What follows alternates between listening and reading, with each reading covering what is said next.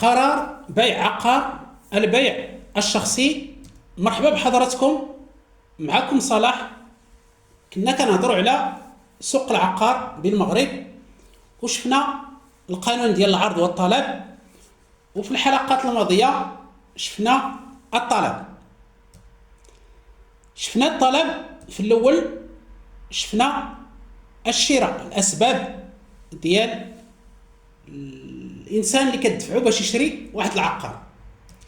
من بعد شفنا أسباب الكراء، سواء كان كراء سكنيا أو كراء مهنيا، وهذا الشيء كله راه داخل في سوق العقار ديال المغرب اللي ارتفعت الأسعار ديالو كما شفنا في واحد الحلقة بعض الأسباب اللي شفنا.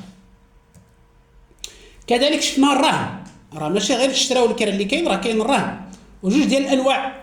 الرهن الحيازي، الرهن اللي كنقولوا ليه ملي كتاخذ الدار عند مولاها مقابل تسلف ليه الفلوس، وكاين الرهن الرسمي ديال البنكه في العقار المحفظ اللي كتسلف لك البنكه واحد المبلغ مهم مقابل تقييد هذا العقد ديال الرهن بالمحافظه العقاريه.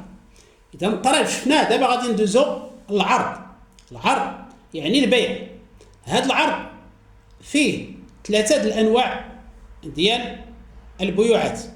كاين البيع الشخصي اللي غادي نشوفه في هذه الحلقه، كاين البيع المهني، وكاين البيع الجبري يعني بالزز.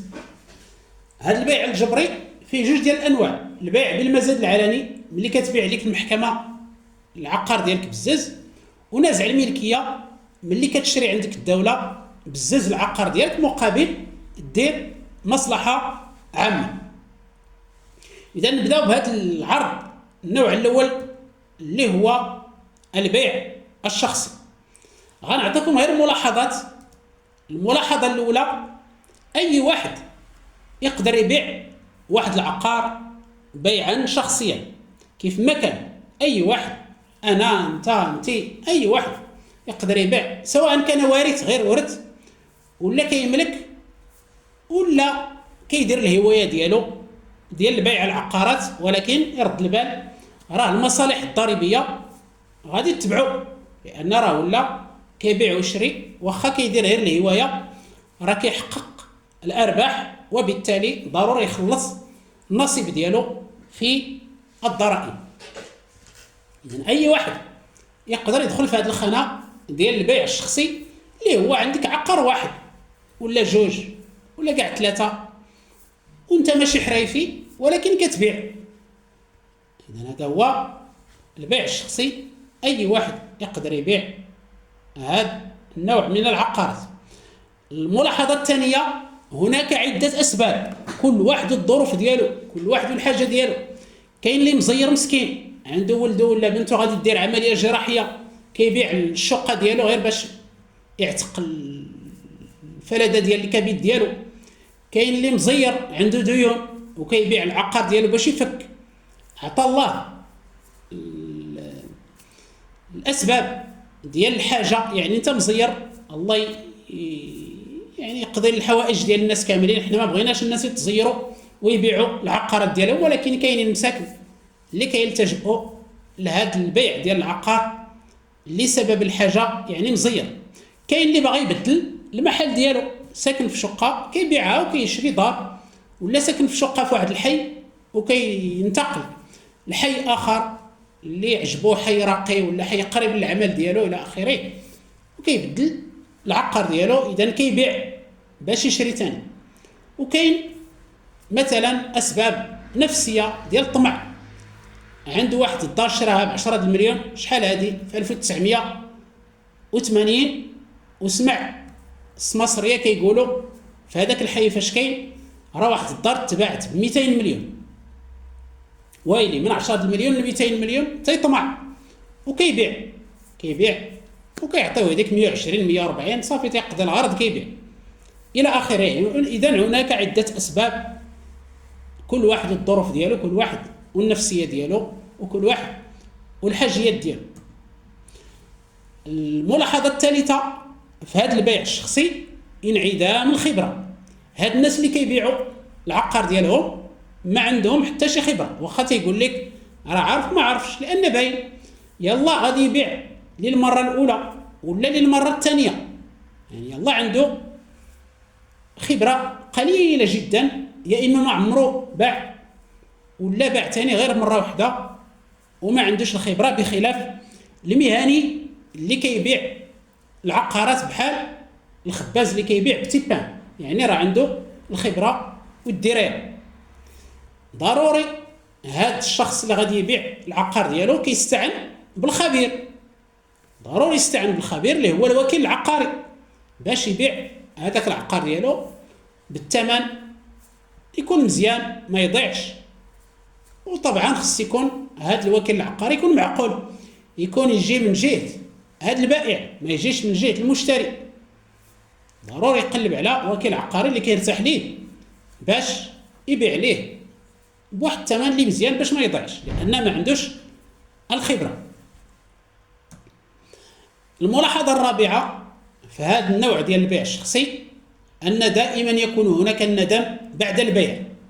دائما هذا النوع ديال البيوعات الواحد كيندم ملي كيبيع، واخا كتشري الدار ب 10 المليون وكتبيعها ب 120 مليون غادي تندم. علاش؟ لان هذيك الدار ملي غادي تبيعها ب 120 مليون واحد عامان غادي تسمع هذاك اللي شرى عندك باعها ب 160 مليون وغادي تندم تقول كون غير خليتها عامين باش نبيعها ب 160 مليون.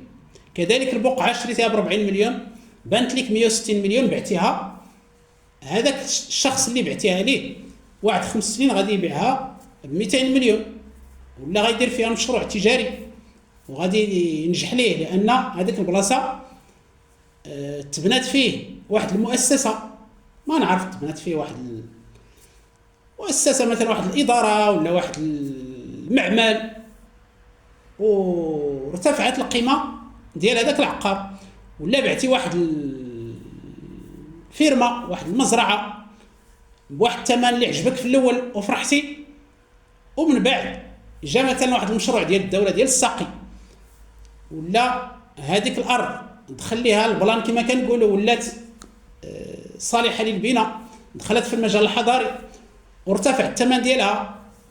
اذا الاسباب عديده لكم ان تتخيلوا ولا تسمعوا القصص. كلنا كنسمعوا القصص ديال الناس باعوا العقارات ديالهم وندموا في الاخر، واخا في الاول كيتصحابهم واش داروا، يعني بيعوا شريه مزيانه. علاش هذا النوع ديال الندم اللي كيكون دائما واخا تربح في هذاك العقار ديالك اللي ربحتي؟ لانه بيع شخصي، والبيع الشخصي دائما الانسان كيتعلق بهذاك العقار، كيلصق فيه واحد الجزء من الذات ديالو والنفسيه ديالو مرتبطه بهذاك العقار، يا اما ساكن في هذاك العقار مده طويله ولا دار تماره حتى دارو حتى شراه، ولا دوز عنده واحد المده كبيره ولفو وتيبان ليه يبيعو. داك الشيء كاع اللي خدا من الربح ما غاديش يبان ليه الا سمع بان هذاك العقار ديالو حقق ربح اكثر لهذاك اللي شراه، ولا ولات عنده واحد القيمه مرتفعه. كما قلنا عده اسباب، يا اما كتبنى شي حاجه حدا ذاك العقار اللي غادي يولي عنده قيمه، ولا واحد المشروع ديال السقي بالنسبه للاراضي الفلاحيه، ولا الدخول في المجال الحضري ديال الاراضي القرويه الى اخره. اذا هذا البيع الشخصي راه كاين، كلكم كتسمعوا بالقصص ديالو، وهذا الشيء اللي قلت لكم في الاخر ديال الندم راه كاين. ما يمكن حتى شي واحد باع العقار ديالو ضروري يندم، ولكن هذا الشيء اللي كاين النفس ديال الانسان دائما فيها الطمع، ما غاديش نكرو هذاك الطمع ولا نحاولوا نحيدوه، راه كاين في الانسان غريزه في الانسان. وهذا الشيء اللي كاين بالنسبه لهذا النوع ديال البيع اللي هو كيدخل العقارات الى السوق اللي فيها العرض والطلب. كنشكركم جزيل الشكر، ما تنساوش تشجعوا القناه. اطيب الله اوقاتكم بكل خير.